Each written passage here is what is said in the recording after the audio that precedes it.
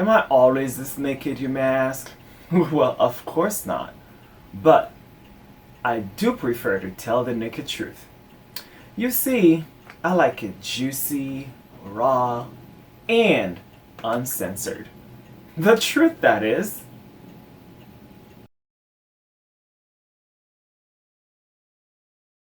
Konnichiwa! Hey, so here we are again. I love Japanese culture and I would love to either visit Japan some of these days or even live there for a while or permanently. So if you got some Japanese or Japan connections, please let me know. Arigato! Alright, so today's topic is a very fun one. Today's topic is about people who love to complain about someone else and be the victim themselves and make that person the perpetrator or that person of the bad guy. So we all have those stories where whenever we talk about somebody else, we talk about that person like they're the bad guy. We complain, we tell the whole story, and we wear the badge of victimhood of honor, and we go out in the world and we love to tell our story so everyone can give us a shoulder to cry on and everything. And of course, if you're a true victim, I understand, definitely you need humanity. You need people to be there on your side. You need people to have empathy and compassion and kindness. And you need a shoulder to cry on and someone to dry your tears, someone who lend an ear, or even someone to help. I would think that's really important. Someone to actually do something besides just listening. Of course, someone listening to you is very important. But someone can actually do something, whatever your issue is also as important, I feel. And I feel like a lot of people actually do kind of listen, but then when that person's done talking, that person just, nothing ever gets fixed. So that's not exactly the topic I want to talk about but the topic I want to talk about is, why don't we, me included, halfly, not bigly, like my favorite person like to say, why do we often like to make someone the bad guy, even the story is just a regular story, and not us, the bad guy? So I rarely or never hear a story like this before. So I will start with me today. So I used to be a big bad wolf. Not outside, of course, but inside. Like a true wolf.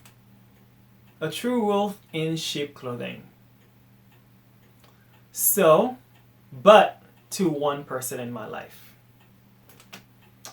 Unfortunately, but because I look at everything has a reason, and if you're looking at life in a blank stare instead of saying good or bad or why me and etc., I think everything was perfect the way it was, and I hope for that person he saw that as well. So the person I'm talking about was my life partner.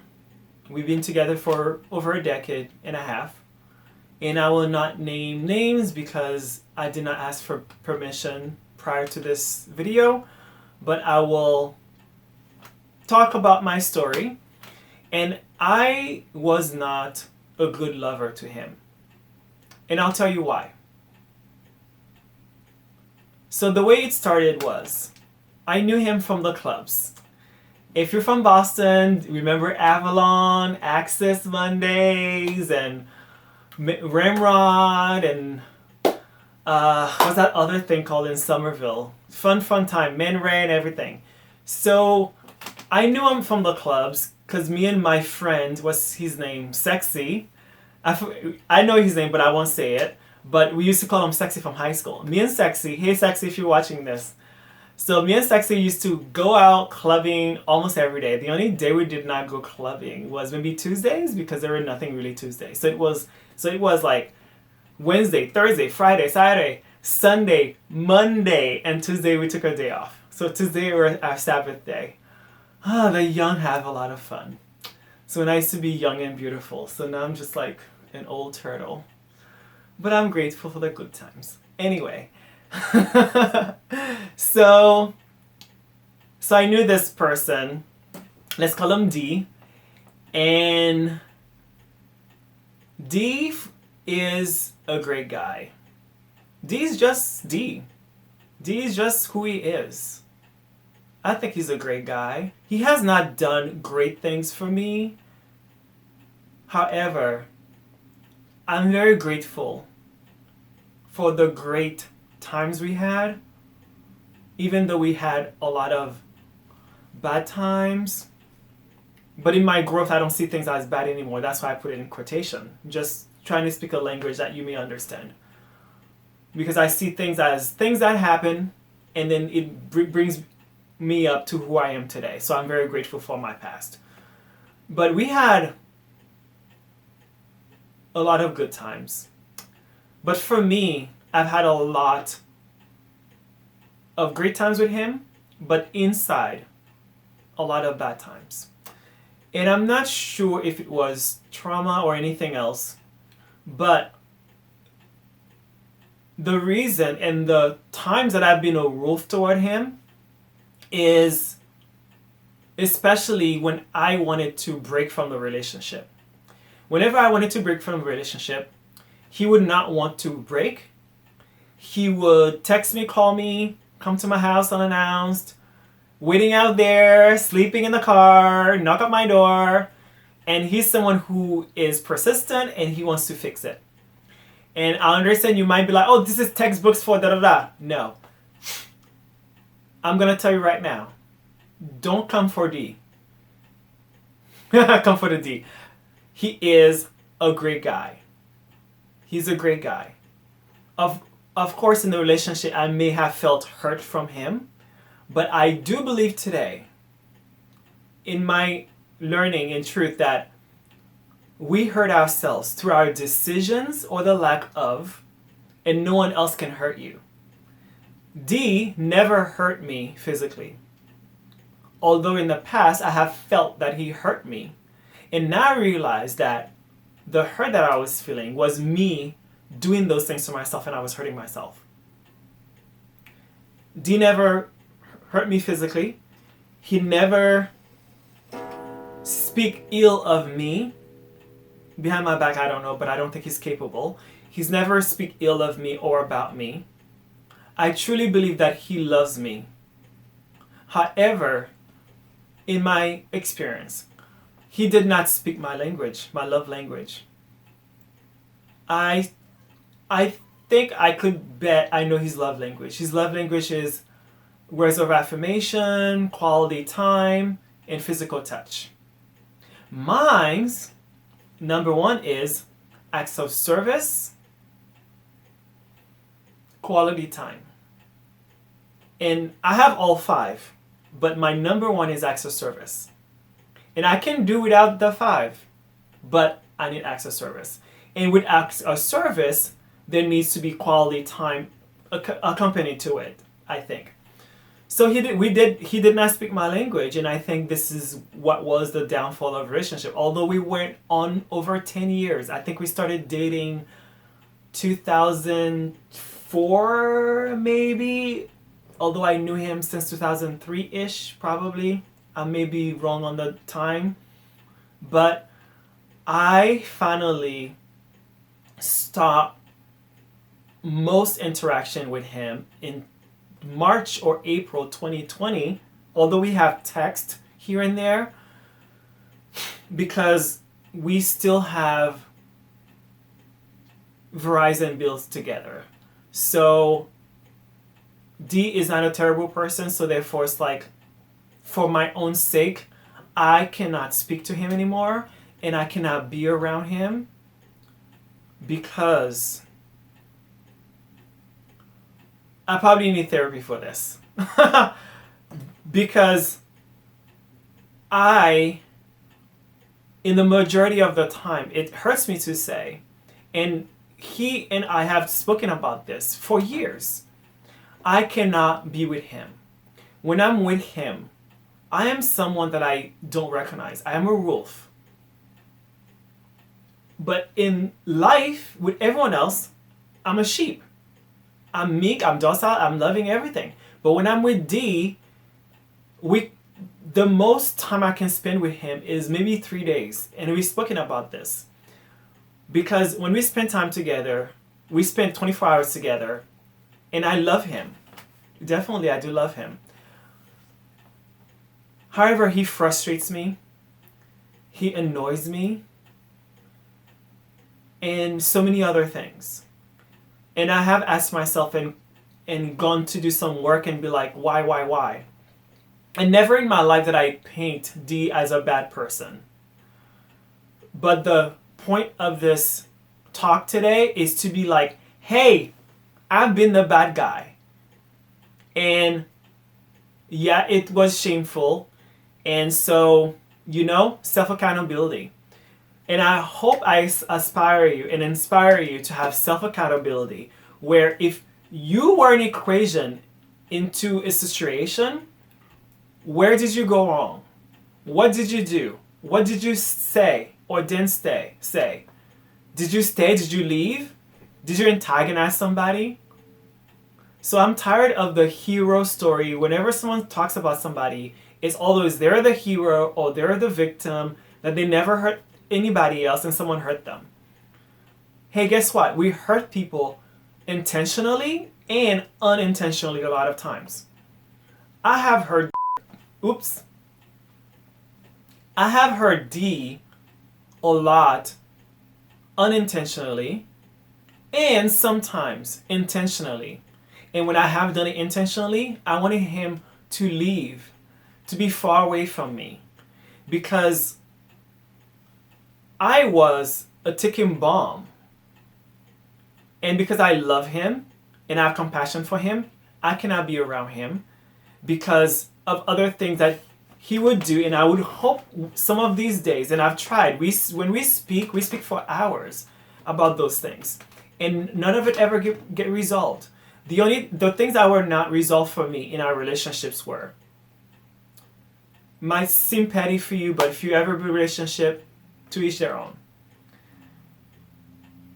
I feel he puts me last. And I understand, no matter when someone say, hey, I love you, if they have their family comes first. Fine, I respect that. But whenever I hang out with his family, I never felt part of them. I felt the interactions were fake. And I understand it might have been my issue because it was my feeling, but come on, for over 15, 16 years interacting with you guys, it was not all my feelings. Of course, I'm owning my feelings, but where did you fit in that equation? So anyway, I never felt right with his family. I felt like last with them, last with D especially. He would not return my calls or text messages, sometimes for days. And we were in a relationship. And when he would return the calls or texts, he would not even reply to, example, if I say, hey, I think the sky is blue today, what do you think about that? 1, 2, 3 days go by. And then he would respond, hey, did you go to the beach today?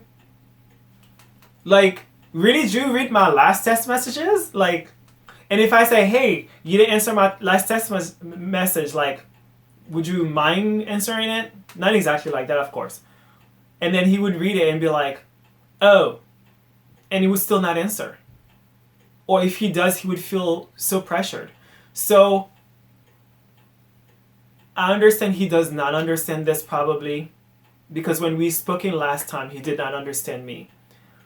I have left him for his own good and sake, and I hope that he's happy without me. And I do love him, and I do also believe that when you love someone, you set them free. And when you love someone, even if it doesn't have to work out, just because you love someone doesn't mean it's going to work out. And I've been in a relationship with him for a decade and a half. Not because I was happy. Because the first decade, I didn't know who I was. I didn't know who I was. I didn't know what I wanted. I didn't know who I was. And I don't think he knew what he wanted. I cannot speak for him and say, I don't think he knew who he was. I could have a guess and say, I don't think so either. But I would definitely tell you, I don't think he knows what he wanted. Because if you're with someone for a decade and a half, wouldn't you try to make it work? And I have tried to make it work. I stayed with him, even a lot of times when I'm unhappy. And it was the classic case of, I'm leaving you because da da da da da. And then let's say we fight, but we never like fight like couples do. Whenever we talk, it was often me blowing up, being a wolf, being bad wolf, hurt his feelings, and then we talk about it. Although I was big bad wolf, I would say I was never violent. And thank God for that, because I don't have a violent. I just had I'm suffocating, I need to leave, like let me leave, like ah! If any of you ever been in that situation, please tell us if you resonate. And so this is how I've hurt him when I've left, when I've punched him under the belt so he could feel the pain, so he could actually leave me. Because sometimes it's better to leave someone when you hate them so you can feel good about yourself, like an ego thing, and I understand that. So you can just like, these are the reasons that I would be mean to him. So he could leave me, so he can be like, wait, Zen is a bad guy, so let me leave him so I can feel good about it. If you're watching this, D, I never hurted you because I disliked or hated you. I love you as much as I love myself, and since I didn't know who I was, and since I did not love myself, and I could bet we were in the same boat. So therefore we loved each other the way we could, like we did to each other. And so here's the question today. Why when you tell a story, you are the victim? Always. Okay, fine, if you're the victim. That's another story. Why when you tell a story, there's often has to be the bad guy and you're the good guy, you're the hero? Why is that? Have you ever been the villain? Maybe you have not been. But if you have been the villain, why have you not tell your story? If you have not told your story, please message me at zen21@gmail.com or put a comment in the video and contact me, get on my podcast so we can talk about your trauma, so we can talk about your shame, your fear, your doubt, your judgments, and why people are bad guys in your life and not you. And why you are not having self-accountability. Why you are not taking responsibility for your own wrongdoings. Today, and it was for years, I have taken responsibility for my wrongdoing against D in the relationship. And I know he has forgiven me. And I've asked for forgiveness, and I've apologized many times. And again, we cannot be together because there are so many things that D is. Oh, one more thing. As much as I feel, and I know D's a wonderful guy, he has traumas and baggage and issues that made our relationship not work. And I had baggage and issues and traumas that made the relationship not work. However, since I moved to New York, I made a lot of growth. And I've invited him often to meet me on a level so we can try our best to be together. I truly believe that if things were any different, I don't see myself with anyone else but D. D is the most wonderful guy that I know in my life. However, there is many other things that a partner needs in a relationship. D, I needed acts of service from you. I need support in my endeavors. I needed someone when I hang out with who is for me and with me. Because in my whole relationship, I rarely, I want to say never, but never is not really a never, but I rarely felt that you were supportive. And you might feel like you were, but receipts, show me the receipts. You were not supportive, emotionally, mentally, or anything. Or even, you know us, we are entrepreneurs, we're business owners. In most of my businesses, you have not been supportive. Even till this day, you have not liked, shared, commented on a post about my business unless I asked you of it. And when we did, we had a fight about that. So anyway, this is not the story. Yes, I'll leave it at that. And this is a message to D, and this is a message to you. And I hope this video aspire us and me as well to take self-accountability for what we've done to other people, and hoping moving forward, if someone say, hey, you hurt me, instead of retaliating or fighting, we can say, oh, I hurt you? I didn't know I did. Or if you did know, you could say you did know. But if you didn't know, you can say, I didn't know I did. Please tell me how I hurt you. Da-da-da-da, they tell you. And then you can say, oh, how can I do better? Da-da-da-da, they tell you. And if you're not capable, set that person free. But if you are capable, keep the love and peace. Namaskar.